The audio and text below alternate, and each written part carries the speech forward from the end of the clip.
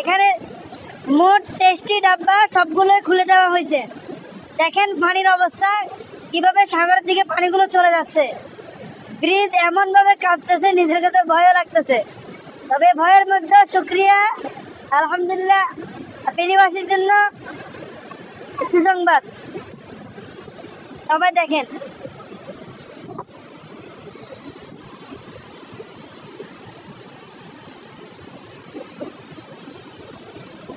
সবাই শেয়ার করে ছড়িয়ে দিন, যাতে করে আমাদের প্রবাসী ভাইদের নজরে যায়। আমাদের প্রবাসী ভাই যারা রয়েছেন সবাই খাওয়া ঘুম কিছুই করতেছেন না, সবাই পেরেশানির মধ্যে আছেন। আমি ইতিমধ্যে ফেনীতে খবর নিয়েছি, অনেকগুলো লাইভের মধ্যে দেখেছি আলহামদুলিল্লাহ অনেক জায়গায় পানি কমেছে। আমি যে এলাকাতে থাকি মোল্লা তাকিয়া সারাশিয়া, সে জায়গারও অনেক ঘর পানি কমে গেছে। তো ইনশাল্লাহ খুব দ্রুতই পানি কমে যাবে।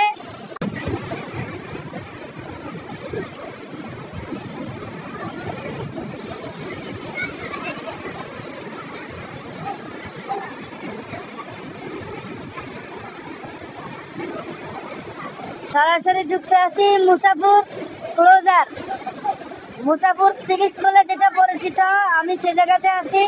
এখানে একটা বড় ব্রিজ আছে আর সেখানে সবাই থাকুন।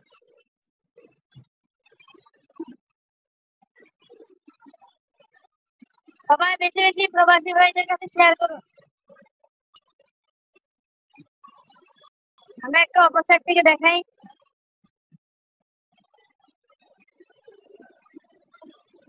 এই যে পানির টান দেখুন।